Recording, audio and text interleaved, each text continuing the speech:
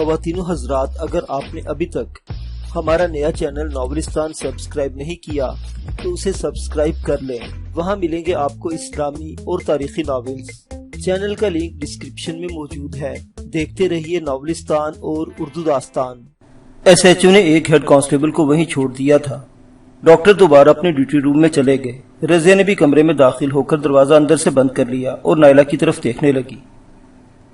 اس کے سینے کا زیر و بم رضیہ کے خیال میں طبی نقطہ نگاہ سے نارمل تھا۔ اس نے خون کی بوتل کی طرف دیکھا۔ بوتل کا 3/4 خون نائلہ کے جسم میں منتقل ہو چکا تھا۔ رضیہ نے ٹیوب کے بلڈ چیمبر کے نیچے لگی ہوئی سٹاپر والی پلاسٹک کی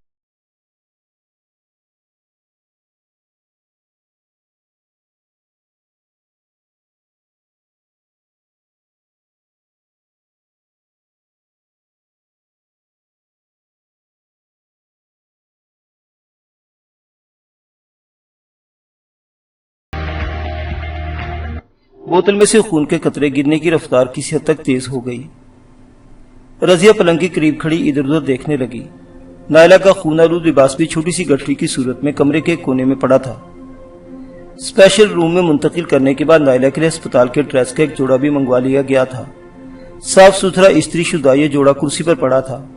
رضیہ نے وہ کپڑے اٹھا لیے اور نائلہ کے جسم پر سے چادر ہٹا دی۔ پاجامہ تو اس نے نائلہ کو بڑی آسانی سے پہنا دیا تھا، لیکن شرٹ نما قمیص پہنانے میں اسے کچھ دشواری پیش آئی تھی۔ سب سے پہلے اس نے بوتل کا سٹاپر بند کر کے خون بند کیا، پھر نائلہ کے بازو کی نس میں پیوست نیڈل نکال دی اور قمیص پہنانے کے بعد نس میں دوبارہ سوئی لگا دی، اور اس طرح ایک بار پھر خون نائلہ کے جسم میں منتقل ہونے لگا۔ اس کام سے فارغ ہو کر رضیہ نے کمرے میں تیز روشنی والی ٹیوب لائٹ بجھا کر نیلگو روشنی والا نائٹ بلب جلا دیا اور کھڑکی کے سامنے آ کر کھڑی ہو گئی۔ کھڑکی بند تھی لیکن شیشے سے باہر کا منظر نظر آ رہا تھا۔ پرائیویٹ رومز کی پشت پر ایک خوبصورت لان تھا جس میں فوارہ بھی لگا ہوا تھا، اور یہ رنگین پولز پر فینسی لائٹس بھی لگی ہوئی تھی۔ پرائیویٹ رومز والی راہداری کا ایک دروازہ اس لان کی طرف بھی کھلتا تھا۔ شام کے وقت اس لان میں بڑی رونق رہتی تھی۔ بعض مریض اور اس کے آس پاس آنے والے عزیز و اقارب اس لان میں آ جاتے تھے۔ بعد میں فوارے کا پانی تو بند کر دیا جاتا تھا، لیکن فینسی شیڈز والی بتیاں رات بھر جلتی رہتی تھی۔ باہر ہلکی بارش ہو رہی تھی۔ کھڑکی کے شیشوں پر بھی بارش کے چھینٹے پڑ رہے تھے۔ رضیہ چند منٹ کھڑکی کے سامنے کھڑی رہی، پھر پلنگ کے قریب ایزی چیئر پر بیٹھ گئی۔ یہ کرسی مریض کے اٹینڈنٹ کے لیے تھی اور اس پر نیم دراز ہو کر آرام سے سویا بھی جا سکتا تھا۔ رضیہ نائٹ ڈیوٹی کے دوران عام طور پر 12:30 بجے تک کوئی نہ کوئی ڈائجسٹ پڑھتی رہتی تھی، اور پھر ڈیوٹی روم میں کرسی پر ہی بیٹھے بیٹھے میز پر سر ٹکائے سو جایا کرتی تھی۔ لیکن آج نائلہ کی وجہ سے اسے نہ تو ڈائجسٹ پڑھنے کا موقع ملا اور نہ ہی وہ سو سکی تھی۔ اس وقت 3 بج رہے تھے۔ نیند کے بوجھ سے اس کی پلکیں جھکی جا رہی تھی، دماغ پر بھی بوجھل تھا۔ پھر اسے خیال آیا کہ ڈیوٹی روم میں جا کر اپنی میز کے دراز سے ڈائجسٹ نکال لائے، لیکن پھر یہ خیال ذہن سے جھٹک دیا۔ شبیر درانی نے بتایا تھا کہ نائلہ پر حملہ ان کے کسی خاندانی دشمن نے کیا ہوگا اور وہ ہسپتال میں بھی اس پر وار کر سکتے ہیں۔ یہ بات رضیہ کے دماغ میں بیٹھ گئی تھی۔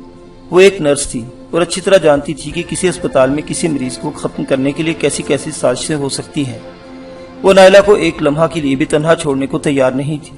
شبیر درانی نے اس پر بہت بڑی ذمہ داری ڈال دی تھی، لیکن احساس ذمہ داری سے زیادہ رضیہ ہرس کا شکار تھی۔ شبیر درانی نے معمولی سی اطلاع پر اسے 1000 روپے کا نوٹ دے دیا تھا، جس کا مطلب تھا کہ رضیہ اس سے اور بھی بہت کچھ نکلوا سکتی تھی۔ اور ویسے بھی شبیر درانی نے کہا تھا کہ وہ نائلہ کو صبح ہسپتال سے اپنے گھر لے جائے گا اور اس کی دیکھ بھال کے لیے رضیہ کی خدمات حاصل کی جائیں گی۔ رضیہ اپنے آپ کو بیدار رکھنے کے لیے کرسی سے اٹھ گئی۔ اس نے یوں ہی بلا مقصد دروازہ کھول کر باہر جھانکا۔ راہداری کے آخری سرے پر بینچ پر پولیس کے ہیڈ کانسٹیبل کے ساتھ لمبی مونچھوں والا ایک اور آدمی بھی بیٹھا ہوا تھا۔ رضیہ کو دیکھ کر وہ دونوں بینچ سے اٹھے اور تیز قدم اٹھاتے ہوئے کمرے کے سامنے پہنچ گئے۔ بڑی بڑی مونچھوں کی وجہ سے اس شخص کا چہرہ بہت ہی بھیانک لگ رہا تھا۔ اس نے گرم چادر اوڑھ رکھی تھی۔ رضیہ بی بی کو ہوش آ گیا۔ اس شخص نے سوالیہ نگاہوں سے رضیہ کی طرف دیکھا۔ نہیں، مگر تم کون ہو؟ رضیہ نے اسے گھورا۔ اسے اس شخص کی چادر میں چھپی ہوئی کلاشنکوف رائفل نظر آ گئی تھی۔ یہ درانی صاحب کا ذاتی محافظ ہے سسٹر، اسے نائلہ بی بی کی حفاظت کے لیے یہاں بھیجا گیا ہے، ہیڈ کانسٹیبل نے جواب دیا۔ ٹھیک ہے، نائلہ بی بی کو ہوش آئے گا تو بتا دوں گی، رضیہ نے کہتے ہوئے دروازہ بند کر دیا اور ایک بار پھر کھڑکی کے سامنے کھڑی ہو گئی۔ بارش بند ہو چکی تھی اور اب اکا دکا بوندیں ہی پڑ رہی تھی۔ رضیہ مزید آدھا گھنٹہ کھڑکی کے سامنے کھڑی رہی، لیکن نیند کی شدت سے اب اس کی ٹانگیں بھی بے جان ہوتی جا رہی تھی۔ وہ نائلہ کے پلنگ کے قریب آ گئی۔ نائلہ کے ہوش میں آنے کے بھی کوئی آثار نظر نہیں آ رہے تھے۔ وہ کرسی پر آ کر بیٹھ گئی۔ اس وقت صبح کے 3:45 تھے۔ رضیہ کی آنکھیں بند ہونے لگی اور کچھ ہی دیر بعد وہ نیند کی آغوش میں پہنچ گئی۔ اب صبح کے 5 بجنے والے تھے۔ بے ہوش نائلہ کے جسم میں معمولی سی حرکت پیدا ہونا شروع ہو گئی تھی۔ پہلے اس کے پیروں کی انگلیوں میں حرکت پیدا ہوئی، پھر ہاتھوں کی انگلیاں حرکت کرنے لگی۔ وہ ہوش میں آ رہی تھی۔ چند منٹ بعد اس کی آنکھیں بھی کھل گئیں۔ اس کی نظروں کے سامنے دھند سی پھیلی ہوئی تھی۔ سر بے انتہا بوجھل ہو رہا تھا۔ آنکھوں کے سامنے چھائی ہوئی دھند بتدریج چھٹنے لگی اور حواس بھی آہستہ آہستہ کام کرنے لگے۔ اس نے گردن گھما کر ادھر ادھر دیکھا۔ اسے یہ اندازہ لگانے میں دشواری پیش نہیں آئی کہ وہ ہسپتال میں تھی۔ سٹینڈ پر ٹنگی ہوئی بوتل سے اس کے جسم میں منتقل ہونے والا خون اس کے خیال کی تصدیق کر رہا تھا۔ اس کی نظریں آرام کرسی پر سوئی ہوئی نرس پر جم گئی، جس کے ہلکے ہلکے خراٹے کمرے کی فضا میں گونج رہے تھے۔ نائلہ کو حیرت تھی کہ وہ اسپتال کیسے پہنچی، اسے کیا ہوا تھا اور اسے خون کیوں دیا جا رہا تھا۔ اس نے اپنی جگہ سے ہلنے کی کوشش کی تو پیٹ کے زخم کی تکلیف سے اس کے منہ سے ہلکی سی کراہ نکل گئی۔ وہ دوبارہ بے حس حرکت ہو کر لیٹ گئی۔ اس کے دماغ میں دھماکے ہو رہے تھے اور اسے سب کچھ یاد آ گیا۔ وہ شام کو ایک کام کے سلسلے میں گھر سے نکلی تھی۔ اسے کچھ شاپنگ کرنا تھی۔ وہ ایک جنرل سٹور سے نکل رہی تھی کہ یکایک اسے احساس ہوا کہ 2 آدمی اس کے پیچھے لگے ہوئے تھے۔ تقریباً آدھا گھنٹہ پہلے وہ ان دونوں آدمیوں کو اپنے آس پاس دیکھ چکی تھی۔ وہ دونوں پتلون اور چمڑے کی جیکٹس پہنے ہوئے تھے اور دونوں چہروں ہی سے چھٹے ہوئے بدماش لگ رہے تھے۔ اس وقت شام ہو چکی تھی۔ نائلہ اپنی شاپنگ کے سلسلے میں مختلف بازاروں میں گھومتی رہی۔ اگلے روز ہفتہ 10 دن کے لیے گاؤں جانے والی تھی۔ گلمرگ نامی وہ خوبصورت گاؤں گرچہ شہر سے 12-14 میل سے زیادہ فاصلے پر نہیں تھا، لیکن نائلہ چاہتی تھی کہ ضرورت کی ہر چیز خرید لی جائے تاکہ گاؤں میں قیام کے دوران اسے دوبارہ شہر نہ آنا پڑے یا کوئی چیز منگوانے کے لیے کسی کو بھیجنا نہ پڑے۔ شہر میں گھومتے ہوئے آخر میں وہ ریلوے روڈ پر آ گئی۔ یہاں کتابوں کی چند اچھی دکانیں تھیں۔ اس نے ایک دکان سے گاؤں میں قیام کے دوران مطالعے کے لیے چند تازہ جرائد اور کچھ کتابیں خریدی۔ وہ دکان سے باہر آ کر رسالے اور کتابیں بھی گاڑی کی پچھلی سیٹ پر رکھ دیں، جہاں خریدی ہوئی دوسری چیزیں بھی رکھی ہوئی تھی۔ کتابیں سیٹ پر رکھ کر وہ سیدھی ہوئی تھی کہ اس کی نظر ایک بار پھر ان دونوں آدمیوں پر پڑ گئی جو سڑک کے دوسری طرف کھڑے تھے۔ نائلہ بزدل نہیں تھی، وہ اعلیٰ تعلیم یافتہ لڑکی تھی اور لاہور میں تعلیم کے دوران اس نے مارشل آرٹس کے ایک ماہر استاد سے اپنے دفاع اور حفاظت کے لیے فن بھی سیکھا تھا۔ وہ اپنے اس فن کی بدولت خالی ہاتھ ہوتے بھی 2-3 گنڈوں کا مقابلہ کر سکتی تھی، لیکن نہ جانے کیا بات تھی کہ اس وقت ایک بار پھر ان دونوں آدمی کو کچھ دیکھ کر اس کے سینے میں خوف کی ایک لہر سی دوڑ گئی تھی۔ نائلہ گاڑی کے اوپر سے گھوم کر اسٹیئرنگ کے سامنے آ کر بیٹھ گئی اور کنکھیوں سے ان دونوں آدمیوں کی طرف دیکھنے لگی اور پھر انجن سٹارٹ کر دیا۔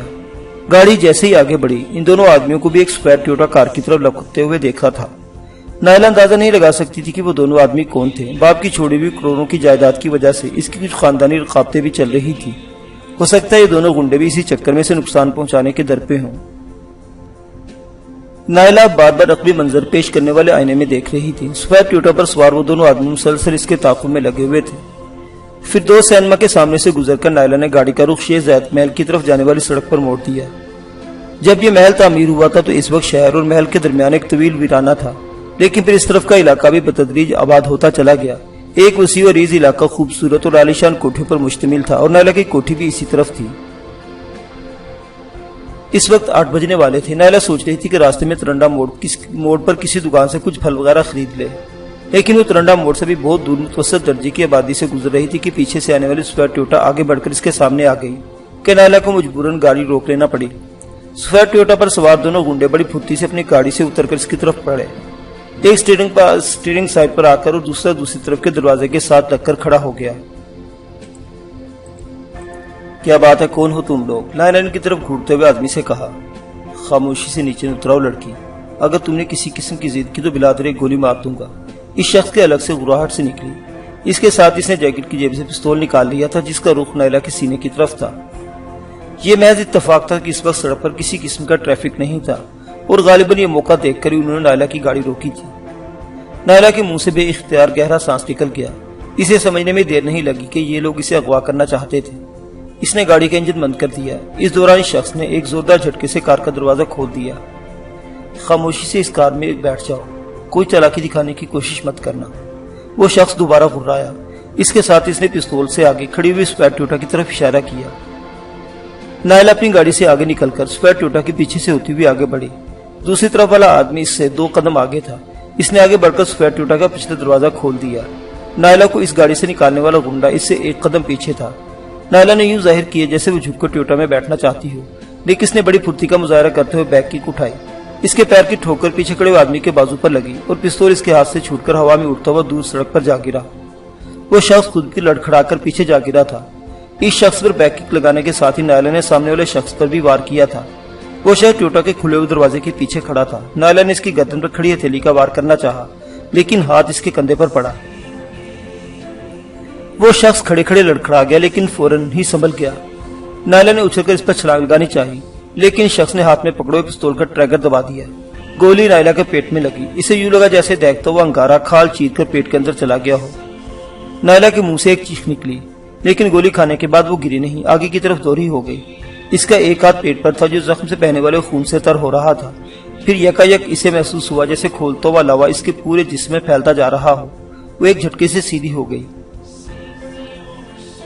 اس پر فائر کرنے والا شخص پستول ہاتھ میں اس کے سامنے ہی کھڑا تھا۔ وہ غالباً سوچ رہا تھا کہ گولی کھانے کے بعد نائلہ ڈھیر ہونے ہی والی ہے، لیکن دوسرے لمحہ نائلہ کسی طاقتور سپرنگ کی طرح ہوا میں اچھلی۔ اس کی فلنکی کی شخص کے سینے پر لگی۔ وہ کراتا ہوا پشت کے بل گرا اور کلابازیاں کھاتا ہوا دور تک چلا گیا۔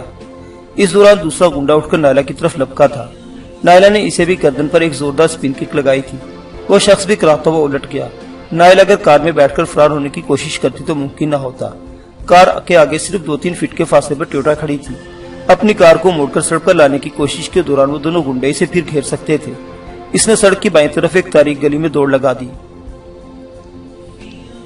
وہ پیچ در پیچ تاریک گلیوں میں دوڑتی رہی۔ اس کے زخم سے خون بہہ رہا تھا اور اس نے ایک ہاتھ سے پیٹ کے زخم کو دبا رکھا تھا۔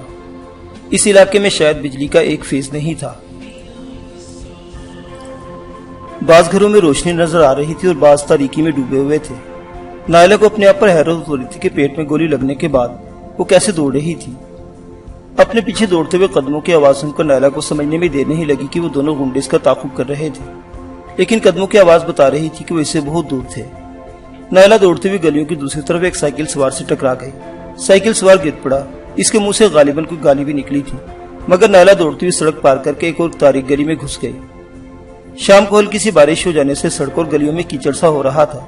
نائلہ کئی مرتبہ کیچڑ میں پھسل کر گرتے گرتے بچی تھی۔ ویسے بھی اب اس کی ہمت جواب دے گئی تھی۔ پیٹ کے زخم سے مسلسل خون بہ رہا تھا۔ اسے یوں لگ رہا تھا جیسے اس کی قوت سلب ہوتی جا رہی ہو۔ اس کی ٹانگیں کپ کپا رہی تھی اور اب بار بار لڑکھڑا رہی تھی۔ یہ گلی آگے جا کر بائیں طرف مڑ گئی اور پھر چند گز آگے جا کر راستہ بند ہو گیا۔ اس کے سامنے ایک اونچی دیوار تھی۔ نائلہ کی ہمت اب پوری طرح جواب دے چکی تھی۔ وہ دیوار کے ساتھ ٹیک لگا کر کھڑی ہو گئی، لیکن ٹانگوں میں اب کھڑے رہنے کی سکت نہیں تھی۔ وہ آہستہ آہستہ نیچے بیٹھتی چلی گئی۔ اسے بس اتنا یاد تھا کہ اس کے چہرے پر بارش کے چند قطرے پڑے تھے اور اس کے بعد اس کا ذہن تاریکی میں ڈوبتا چلا گیا تھا۔ اور اب ہوش آیا تو ہسپتال کے اس کمرے میں موجود تھی۔ نائلہ کو حیرت تھی کہ اسے ہسپتال کون لایا تھا۔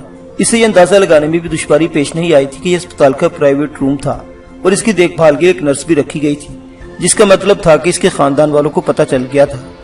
نائلہ کو یقین تھا کہ اسے اغوا کرائے جانے کی کوشش اور قاتلانہ حملے میں اس کے خاندان ہی کے کسی فرد کا ہاتھ تھا۔ وہ کروڑوں کی جائیداد کی اکلوتی وارث تھی اور اس کی جائیداد ہتھیانے کے لیے اس کے خاندان کے افراد مختلف ہتھکنڈے استعمال کر رہے تھے۔ ایک مرتبہ پہلے بھی اس پر قاتلانہ حملہ ہو چکا تھا جس میں وہ بال بال بچ گئی تھی۔ اگر اس کے خاندان کا کوئی شخص اسے اسپتال لایا تھا تو وہ اسپتال میں بھی محفوظ نہیں تھی۔ وہ کہانیوں میں بھی پڑھ چکی تھی اور بہت سی ایسی فلمیں بھی دیکھی تھی جن میں زر اور زمین کی خاطر اسپتالوں میں بھی ایسی گھنونے سازشیں کی جاتی تھی کہ انسانیت کا سر جھک جاتا تھا۔ وہ کروڑوں کی جائیداد اور بعض بہت قریبی رشتہ داروں کے درمیان ایک دیوار کی طرح حائل تھی۔ وہ جائیداد کے راستے میں بہت بڑی رکاوٹ تھی اور اس رکاوٹ کو ہر صورت میں دور کرنا چاہیے تھا۔ اس کے پیٹ میں گولی لگی تھی اور وہ اسے اسپتال لے آئے تھے۔ یہاں بظاہر اسے پرائیویٹ روم میں رکھا گیا تھا۔ ڈاکٹروں کو اس کے بہترین علاج کی ہدایات بھی دی گئی ہوں گی۔ کمرے کے اندر ایک خصوصی نرس کا بھی انتظام کیا گیا تھا۔ اس نرس کو دراصل اس کی نگرانی کے لیے رکھا گیا ہوگا اور نائلہ کو یقین تھا کہ کمرے کے باہر کوئی محافظ بھی موجود ہوگا۔ نائلہ کے ذہن میں بار بار یہ بات آ رہی تھی کہ اس اسپتال ہی میں موت کے گھاٹ اتارنے کی کوشش کی جائے گی۔ وہ زخمی تو تھی ہی، پیٹ میں گولی لگی تھی، خوش قسمتی سے بچ گئی تھی، مگر اسے بڑی آسانی سے موت کی نیند سلایا جا سکتا تھا۔ ڈاکٹر بھی انسان ہی تھے، فرشتے تو نہیں۔ دولت کا لالچ انہیں کچھ بھی کرنے پر مجبور کر سکتا تھا۔ نائلہ کا ذہن بری طرح الجھ گیا تھا۔ اس کی زندگی خطرے میں تھی۔ وہ یہاں سے بھاگ جانا چاہتی تھی۔ اس نے نرس کی طرف دیکھا، وہ گہری نیند میں تھی اور اس کے خراٹے سنائی دے رہے تھے۔ اس نے بلڈ والی نیڈل اپنے بازو سے نکال دی.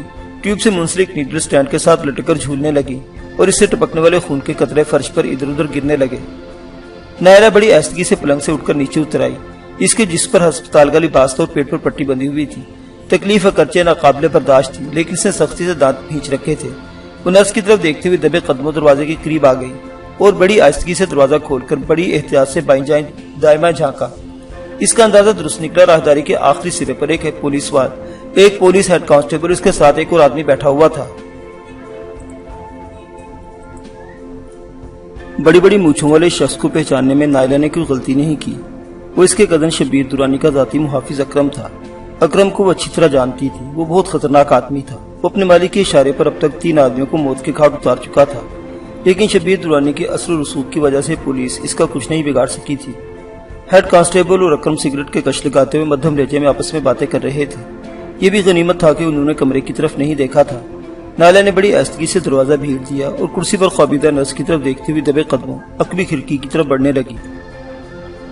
نائلہ نے آہستگی سے کھڑکی کھول دی اور باہر جھانکنے لگی.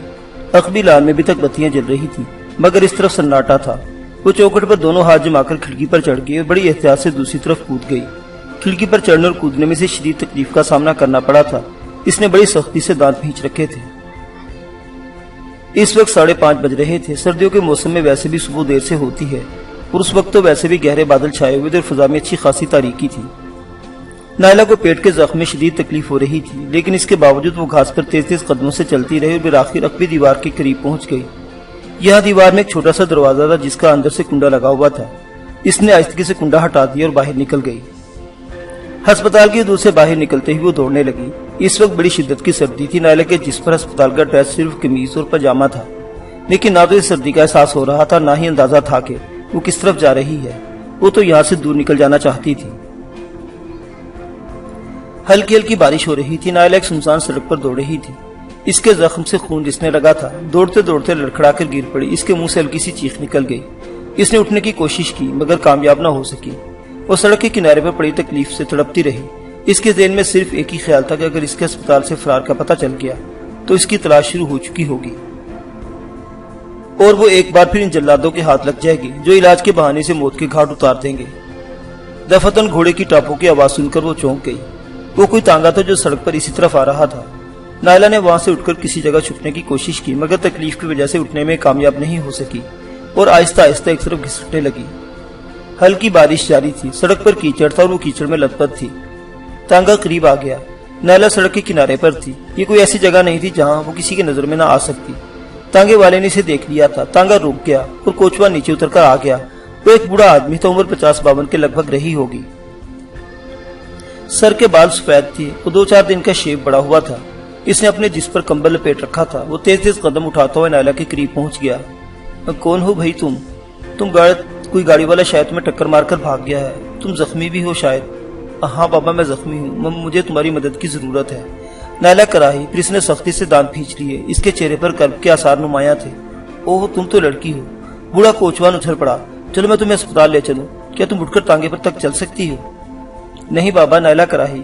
مجھے اسپتال مت لے جاؤ. وہ لوگ مجھے قتل کر دیں گے. اگر میری مدد کرنا چاہتے تو مجھے کسی ایسی جگہ لے چلو جہاں کوئی اور نہ مجھے دیکھ سکے. میں تمہاری جھولی دولت سے بھر دوں گی. مجھے ان انسانی بھیڑیوں سے بچا لو بابا. میں سمجھ گیا بیٹی. فکر مت کرو. میں تمہاری مدد کروں گا چاہے میری جان کیوں ہی نہ چلی جائے. میں تمہیں سہارا دیتا ہوں. بس تھوڑی سی ہمت کر کے تانگے تک لے چلو. بوڑھا کوچوان نے اس کی باہوں میں ہاتھ ڈال دیا. احتیاط سے بابا. میرے پوٹ میں گولی لگی ہے. زخم پر ٹانکے تازہ ہے. نائلہ نے کراتے ہوئے کہا.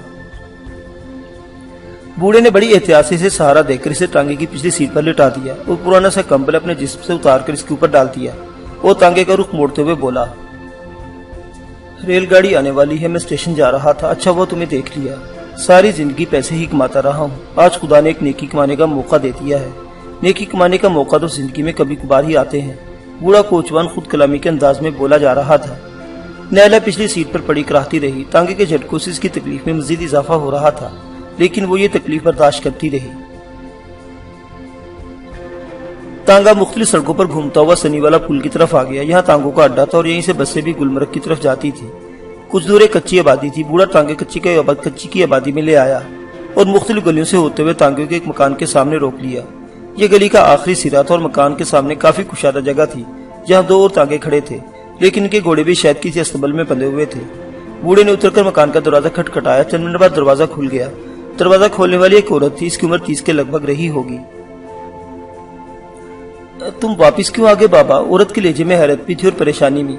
بعد میں بتاؤں گا، پہلے اس عورت کو تانگے سے اتارنے میں میری مدد کرو، مگر خیال رکھنا یہ زخمی ہے، بوڑھے نے کہا۔ وہ دونوں نائلہ کو اتار کر مکان کے اندر ایک کمرے میں لے گئے۔ نائلہ پر ڈلا ہوا کمبل بھیگ چکا تھا۔ اسے چارپائی پر لٹاتے ہوئے بوڑھی کی بیٹی نے اسے لحاف اڑا دیا۔ سکینہ بیٹی، بوڑھے نے اسی عورت کو مخاطب کرتے ہوئے کہا، یہ بی بی زخمی ہے، مجھے سڑک پر پڑی ہوئی ملی تھی، میں اسے اٹھا کر گھر لے آیا ہوں۔ سردی نے بھی اس پر اثر کیا ہوگا، پتہ نہیں کب سے سڑک پر پڑی بارش میں بھیگ رہی تھی۔ میں تھوڑی دیر کو دوسرے کمرے میں چلا جاتا ہوں، تم اس کے کپڑے بدل دو اور پھر ایک گلاس گرم گرم دودھ پلا دو اسے، بوڑھے نے کہا۔ بابا اگر یہ زخمی تھی تو اسپتال لے جاتے، اٹھا کر گھر کیوں لے آئے ہو؟ ممکن ہے کوئی سنگین معاملہ ہو، اگر پولیس کو پتہ چل گیا تو۔ پولیس نے تو کبھی کسی شہری کے اچھے کام کی تعریف بھی نہیں کی، بلکہ الٹا شریف اور عزت دار لوگوں کو ہی تھانوں میں بند کر دیا جاتا ہے، جبکہ گنڈے بدماش ڈاکو اور قاتل آزادی سے سڑکوں پر دن بناتے پھرتے ہیں۔ یہ لڑکی زخمی حالت میں اسپتال ہی سے بھاگی ہے، اس کے پیٹ میں گولی لگی تھی۔ تم اندازہ لگا سکتی ہو کہ اتنی شدید زخمی ہونے کے باوجود اسپتال سے کیوں بھاگی؟ یقیناً یہ جانتی ہوگی کہ اسپتال میں بھی اس کی زندگی کو خطرہ ہے۔ ہسپتال تو ایسی جگہ ہے جہاں بیماروں کو شفا دی جاتی ہے، جہاں بلب لوگوں کو زندگی کی نوید سنائی جاتی ہے، مگر آج کل ہسپتال قتل گاہیں بن چکے ہیں، زندگی کی نوید سنانے والے مسیحا قصائی بن گئے ہیں۔ مجھے یقین ہے یہ لڑکی بے گناہ ہے، تم اپنا کام کرو، میں دوسرے کمرے میں ہوں۔ بوڑھا اس کمرے سے نکل کر دوسرے کمرے میں آ گیا، جہاں ایک جھلنگا سی چارپائی پر میلا سا بستر جوں کا تو پڑا تھا۔ چارپائی کے قریبی حقہ بھی رکھا ہوا تھا۔ بوڑھے نے چارپائی بیٹھ کر حقے کا کش لگایا، حقہ بجھا ہوا تھا۔ اس نے جیب سے کیٹو کا پیکٹ نکال کر ایک سگریٹ سلگایا اور کش لگاتے ہوئے سوچنے لگا کہ یہ لڑکی کون ہو سکتی ہے اور اتنی شدید زخمی حالت میں اسپتال سے کیوں بھاگی ہے؟ کیا اسپتال میں واقعی اس کی زندگی کو خطرہ تھا؟ تقریباً 15 منٹ بعد اس کی بیٹی سکینہ نے آ کر بتایا کہ لڑکی کا لباس تبدیل کر دیا گیا ہے اور وہ بوڑھے سے بات کرنا چاہتی ہے۔ ابا، سکینہ نے کہا، میں باورچی خانے میں جا رہی ہوں، دودھ گرم کرنے کے لیے تم اندر چل کر بیٹھو۔ بوڑھا کوچوان اس کمرے سے نکل کر پہلے والے کمرے میں آ گیا۔ زخمی لڑکی لحاف اوڑھے لیٹی تھی، اس کے اسپتال والے گیلے کپڑے کمرے میں الگنی پر ٹنگے ہوئے تھے۔ بوڑھا کوچوان ایک بوڑھا کھینچ کر چارپائی کے قریب بیٹھ گیا۔ میں تمہاری بہت احسان مند ہوں بابا، نائلہ نے اس کی طرف دیکھتے ہوئے کمزور سی آواز میں کہا۔ اللہ تمہیں اس نیکی کا صلہ ضرور دے گا۔ مجھے اپنے گھر لا کر تم نے بہت بڑا خطرہ بھی مول لیا ہے۔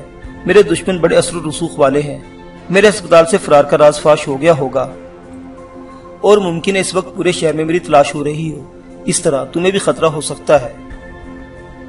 اگر مجھے کوئی خوف ہوتا تو تمہیں اپنے گھر لے کر نہ آتا بیٹی، بوڑھے نے کہا، لیکن اپنے بارے میں کچھ بتاؤ، تم کون ہو، تمہیں گولی کس نے ماری تھی اور تم اسپتال سے کیوں بھاگی ہو؟ میں عبدالصمد درانی کی بیٹی ہوں بابا، نائلہ نے کہا۔ سارا جھگڑا جائیداد کا ہے، والدین کے انتقال کے بعد ان کی ساری جائیداد مجھے ملی ہے، مگر میرے بعض قریبی رشتہ دار یہ جائیداد ہتھیانا چاہتے ہیں اور اس کے لیے وہ مختلف کنڈے استعمال کر رہے ہیں۔ کل رات میں میرے کسی رشتہ دار کے 2 گنڈوں نے مجھے اغوا کرنے کی کوشش کی تھی۔ میری مزاحمت پر انہوں نے مجھے گولی مار دی جو میرے پیٹ میں لگی، لیکن اس کے باوجود میں وہاں سے بھاگنے میں کامیاب ہو گئی۔ مجھے یاد پڑتا ہے کہ میں تاریک گلیوں میں دوڑتے ہوئے ان کی پہنچ سے دور نکل گئی تھی، لیکن خون زیادہ بہ جانے کی وجہ سے کہیں بے ہوش ہو کر گر پڑی۔ پھر مجھے معلوم نہیں کہ اسپتال کس نے پہنچایا۔ میرا آپریشن کر کے گولی پیٹ سے نکال لی گئی، لیکن ہوش میں آنے پر پتا چلا کہ اسپتال میں میری نگرانی کی جا رہی ہے۔ میرے ایک رشتہ دار کا گن مین میری نگرانی کے لیے اسپتال میں موجود تھا۔ ان سے کسی خیر کی توقع نہیں کی جا سکتی۔ ہو سکتا ہے میری زخمی ہونے کی آڑ میں کسی ڈاکٹر کو دولت کا لالچ دے کر مجھے موت کی نیند سلانے کی کوشش کرے۔ میری نگرانی کے لیے ایک نرس بھی میرے کمرے میں موجود تھی۔ شاید رات بھر جاگنے رہنے کے بعد وہ گہری نیند سو گئی تھی۔ میں کمرے کی کھڑکی سے کود کر اسپتال سے بھاگ نکلی۔ اگر تم مجھے راستے میں نہ مل جاتے تو شاید اب تک میں مر چکی ہوتی یا دوبارہ ان کے ہاتھ لگ جاتی۔ تم نے اپنی زندگی خطرے میں ڈال کر مجھ پر بہت بڑا احسان کیا ہے جسے میں کبھی نہیں بھلا سکوں گی۔ نیکی کا مطلب احسان نہیں ہوتا بیٹی، بوڑھے نے جواب دیا۔ اسے جان کر بے حد حیرت ہوئی تھی کہ نائلہ عبدالصمد درانی کی بیٹی تھی۔ وہ درانی فیملی کے بارے میں بہت اچھی طرح واقف تھا۔ اس خاندان میں جائیداد کے جھگڑے بھی اکثر و بیشتر عوام الناس کا موضوع بحث رہتے تھے۔ عبدالصمد درانی کو بہت اچھی طرح جانتا تھا۔ اس کی زرعی اراضی گلمرگ میں تھی، کئی مربع زمین تھی۔ عبدالصمد درانی گلمرگ آمد و رفت کے لیے سنی والا پل ہی سے گزرتا تھا۔ وہ پھل وغیرہ لینے کے لیے کئی مرتبہ پل کے اڈے پر رک بھی جایا کرتا تھا۔ ان دنوں ایک بوڑھا کوچوان رحمت بھی تانگا انہی اطراف میں چلایا کرتا تھا۔ سنی والا پل سے ریلوے اسٹیشن اور ریلوے اسٹیشن سے سنی والا پل، یہ اس کا روٹ ہوا کرتا تھا۔ اس نے کئی مرتبہ عبدالصمد درانی کو دیکھا تھا۔ اور جب وہ پھل وغیرہ لینے کے لیے اڈے پر رکا کرتا تو بہت سے لوگ اسے گھیر لیا کرتے تھے۔ رحمت نے بھی کئی مرتبہ آگے بڑھ کر اس سے سلام بھی کیا تھا۔ عبدالصمد درانی بہت نیک دل اور ہمدرد انسان تھا۔ اس کی نیکیوں کے انکشافات تو اس کی حادثاتی موت کے بعد ہوئے تھے۔ ہزاروں لوگ اس کی موت کی خبر سن کر دھاڑے مار مار کر روئے تھے۔ یہ وہ لوگ تھے جن کے گھروں کے چولہے عبدالصمد درانی کے دم کرم سے ہی چلتے تھے۔ میں تمہارے باپ کو بہت اچھی طرح جانتا ہوں بیٹی، بڑے کوچوار رحمت نے بات جاری رکھتے ہوئے کہا۔ وہ بہت نیک اور ہمدرد انسان تھے۔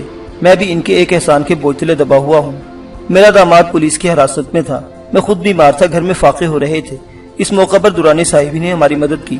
میری بیوی کو 5,000 روپے نقد رقم دینے کے علاوہ 2 مہینے کا راشن بھی ڈلوا دیا تھا۔ اللہ کا شکر ہے کہ اس نے مجھے درانی صاحب کی بیٹی کی خدمت کا موقع دیا۔ تم مجھے اس معاملے میں پیچھے نہیں پاؤ گی بیٹی۔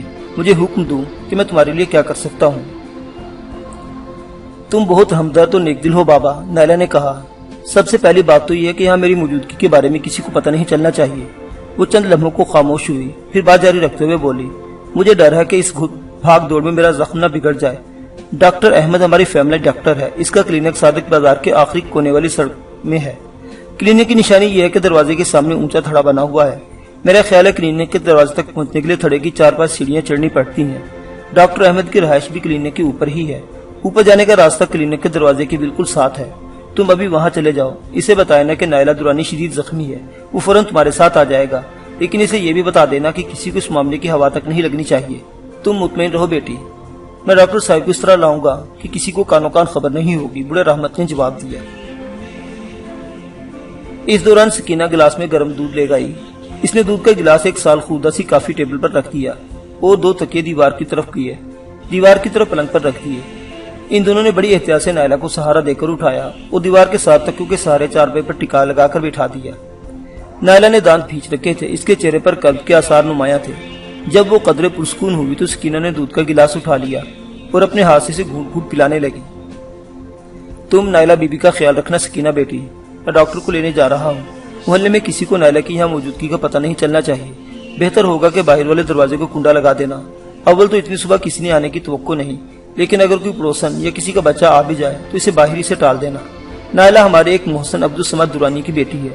تمہیں یاد ہے نا کہ پولیس جب تمہارے خاوند کو پکڑ کر لے گئی تھی تو درانی صاحب نے اس موقع پر کس طرح ہماری مدد کی تھی۔ نائلہ بیٹی کی حفاظت اور دیکھ بھال ہمارا فرض ہے۔ تم خیال سے رہنا، میں ڈاکٹر کو لینے جا رہا ہوں۔ رحمت دروازہ کھول کر باہر نکل گیا۔ سکینہ نے دودھ کا گلاس نائلہ کے ہاتھ میں تھما دیا اور خود بھی رحمت کے پیچھے پیچھے ہی کمرے سے نکل گئے۔ سکینہ کا رخ دروازے ہی کی طرف تھا۔ وہ کھلے ہوئے دروازے سے باہر دیکھنے لگی۔ دن کی روشنی پھیل چکی تھی لیکن آسمان پر گہرے بادل تھے اور ہلکی ہلکی بارش اب بھی ہو رہی تھی۔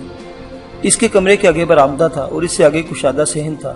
صحن کچا تھا اور بارش کا پانی جمع ہو رہا تھا۔ کچھ دیر بعد سکینہ واپس آ گئی۔ کمرے میں داخل ہوتے اس نے دروازہ بند کر دیا اور پلنگ کی پٹی پر بیٹھ کر دودھ کا گلاس لینے کے لیے ہاتھ آگے بڑھا دیا۔ نہیں رہنے دو، میں خود ہی پی لوں گی، نائلہ نے کہا اور چند لمحوں بعد بولی۔ تمہارے بچے کہاں ہیں؟ کوئی نظر نہیں آ رہا، شاید دوسرے کمرے میں سو رہے ہوں گے۔ میرا کوئی بچہ نہیں ہے نائلہ بی بی، بے اولاد ہوں، کوکھ چلی، سکینہ نے افسردہ لہجے میں جواب دیا۔ اوہ، نائلہ کے منہ سے بے اختیار نکلا۔ تمہارا خامد کہاں ہے؟ کیا وہ بھی تانگا چلاتا ہے؟ قادر کو تو 3 سال پہلے پولیس نے تھانے میں تشدد کر کے مار ڈالا تھا، پھر اس کی لاش باہر سڑک پر پھینک کر ان پر گولیوں کی بوچھاڑ کر دی اور کہا کہ اس نے پولیس کی حراست سے بھاگنے کی کوشش کی تھی، پولیس مقابلے میں مارا گیا۔ سکینہ نے بتایا اس کی آنکھوں سے بے اختیار آنسو بہ نکلے تھے۔ اوہ، مجھے افسوس ہوا کہ میری وجہ سے تمہیں دکھ پہنچا۔ میں تمہارے پرانے زخم تازہ کر دیے، لیکن قصہ کیا تھا؟ پولیس نے تمہارے شوہر کو کیوں پکڑا تھا؟ نائلہ نے کہا۔ وہ بھی ابا کی طرح تانگا چلاتا تھا۔ ایک دن شہر کا کوئی امیر آدمی اپنی بیٹی کی جہیز کے لیے کراچی سے زیورات اور کچھ قیمتی چیزیں خرید کر لایا تھا۔ وہ ٹرین سے اتر کر اسٹیشن کے باہر دیر تک کھڑا اپنی گاڑی سے انتظار کرتا رہا، لیکن اس کے گھر والوں کو اس کا بھیجا ہوا ٹیلی گرام نہیں مل سکا تھا، اس لیے اس کے گھر سے کوئی لینے کے لیے اسٹیشن پر نہیں آ سکا۔ ریلوے اسٹیشن کے تانگا سٹینڈ پر اس وقت 3-4 تانگے ہی رہ گئے تھے، جن میں قادر کا تانگا بھی تھا۔ اس شخص نے پہلے قادر سے بات کی، لیکن وہ بھاڑا کم دے رہا تھا اور قادر نے انکار کر دیا۔ وہ آدمی کسی اور تانگا میں بیٹھ کر چلا گیا۔ اس کے 2-3 گھنٹے بعد پولیس والے قادر اور 3-4 دوسرے تانگے والوں کو پکڑ کر لے گئے۔ تھانے پہنچ کر پتا چلا کہ کراچی سے آنے والا شہر کا وہ امیر آدمی تانگے میں اپنا وہ سوٹ کیس بھول گیا تھا جس میں زیورات اور قیمتی ملبوسات تھے۔ قادر کی بڑی مونچھوں کی وجہ سے اس شخص کو قادر کا چہرہ یاد رہ گیا تھا، لیکن وہ یہ بھول گیا تھا کہ وہ سوار کسی اور کے تانگے پر ہوا تھا۔ اس نے 2 کوچوانوں پر شبہ ظاہر کیا، جن میں ایک قادر بھی تھا۔ دوسرے کوچوان کی بھی بڑی بڑی مونچھیں تھیں۔ पुलिस वाले पूरा दिन इन दोनों को भूखा प्यासा रखकर मारपीट करते रहे, उन्हें से पूछ-कुछ करते रहे। शाम को दूसरे तांगे वाले को तो एक बड़े आदमी की सिफारिश पर छोड़ दिया गया, लेकिन हमारे पास ना कोई सिफारिश थी और ना ही पैसे की पुलिस को रिश्वत दी जाती। बहरहाल जो कुछ था वो हम पुलिस की नजर कर चुके थे, लेकिन पुलिस ने फिर भी कादर को नहीं छोड़ा। इस पर तशद्दुद करते और गुमशुदा सूटकेस के बारे में पूछते रहे। इस अमीर आदमी ने पुलिस को अच्छा खासा चढ़ावा दिया था। इसके कहने के मुताबिक सूटकेस में 2.5 लाख रुपए के जेवरात और तकरीबन 50,000 रुपए की साड़ियां और दीगर मलबूसात थे। वो हर कीमत पर अपना सूटकेस वापस लेना चाहता था। 20 रोज गुजर गए। पुलिस ने कादर पर तशद्दुद और सरबरियत की इंतहा कर दी। सूटकेस इसके पास होता तो वो बताता। वो तो इस शख्स को अपने तांगे पर ही लेकर नहीं गया था, मगर इस अमीर आदमी के असर रसूख की वजह से पुलिस कादर को छोड़ने को तैयार नहीं थी। पुलिस वाले अब्बा को भी परेशान कर रहे थे, मुझे अम्मा को भी तंग किया जा रहा था। आए दिन थाने ले जाकर सुबह से शाम तक भूखा प्यासा बिठाए रखा जाता और मुझसे तो ऐसे शर्मनाक सवालात किए जाते जिन्हें जुबान पर लाते हुए भी शर्म आती है। अब्बा शदीद बीमार हो गए थे, हमारे पास जो कुछ भी था वो पुलिस को दे चुके थे। घर में खाने को कुछ नहीं था, नौबत फाकू तक आ गई थी। फिर किसी हमदर्द ने मशवरा दिया कि आपके वालिद अब्दुल समद दुरानी साहब से मिला जाए।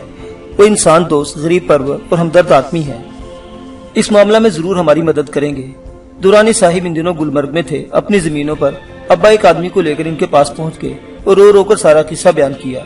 दुरानी साहिब बड़ी हमदर्दी से पेश है। उन्होंने फौरी तौर पर अम्मा को 5,000 रुपए दिए और कादिर के मामले में भी मदद करने का वादा किया। दूसरे दिन दुरानी साहिब खुद हमारे घर आए। वो हमारे लिए पूरे महीने का राशन लेकर आए थे। वो हमें कादिर के मामले में तसल्ली देकर चले गए। इसी रोज पुलिस वाले एक बार फिर अब्बा को पकड़कर ले गए। थाने में पुलिस वाले इस बात पर नाराज थे कि हमने बात दुरानी साहिब तक क्यों पहुंचाई। इस रोज खिलाफे मामूल अब्बा को मारा पीटा तो नहीं गया, लेकिन इन्हें बुरा भला बहुत कहा गया। और फिर इसी रात इन जालिमों ने कादिर पर तशद्दुद किया कि वो मर गया। इसकी लाश बाहर फेंककर गोलियों से छलनी कर दी और कहा कि इसने पुलिस की हरारत से फरार होने की कोशिश की थी। भागते हुए कांस्टेबल की राइफल भी छीन ली थी। पुलिस ने इसे दोबारा गिरफ्तार करना चाहा तो इसने गोली चला दी। इस तरह वो पुलिस मुकाबले में मारा गया। मगर पोस्टमार्टम रिपोर्ट से यह साबित हो गया कि कादिर की मौत तशद्दुद से वाक़ई हुई थी और गोलियां इनकी मौत के आधे घंटे बाद मारी गई थी, क्योंकि गोलियां लगने से इसके जिस्म से निकलने वाले खून की मिकदार न होने के बराबर थी।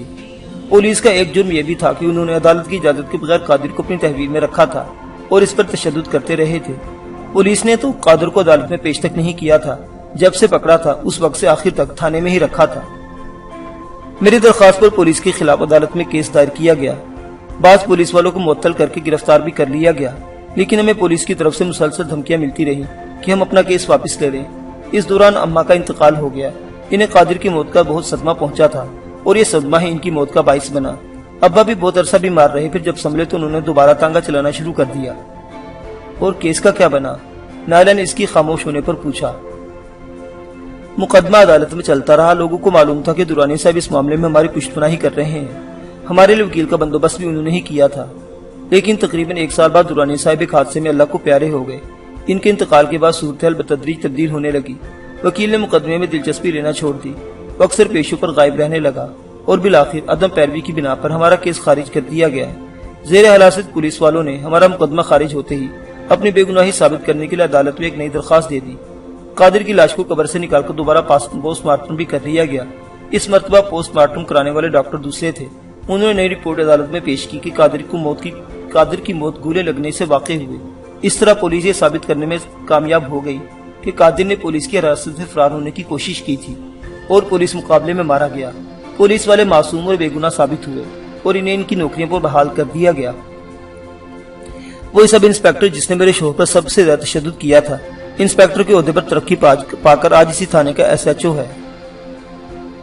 तुम्हारी कहानी सुनकर वाकई बड़ा दुख हुआ, नायला ने कहा। इसने दूध का खाली गिलास सकीना की तरफ बढ़ा दिया। काश हमारे मुल्क की पुलिस डाकुओं कातलों की पुष्पनाही करने के बजाय अवाम की मुहाफिज बनकर रहती। अब मुझे लिटा दो सकीना, जख्म में तकलीफ होने लगी है। सकीना ने बड़ी एहतियात से नायला को लिटाकर इस पर लिहाज दुरुस्त कर दिया। नायला एक बहुत बड़े घर की बेटी थी। अब तो वो खुद मालिक मुख्तार थी। क्या क्या ऐश मुयस्सर नहीं हो गई इसे अपने घर में। और अब वो जख्मी हालत में कच्ची बस्ती के एक अच्छे ऐसे घर में पनाह लिए हुए थी जहाँ सिर्फ गुर्बत ही का राज था। अपने ऊपर मैला सा लिहाफ देखकर न जाने वो क्या सोच रही होगी।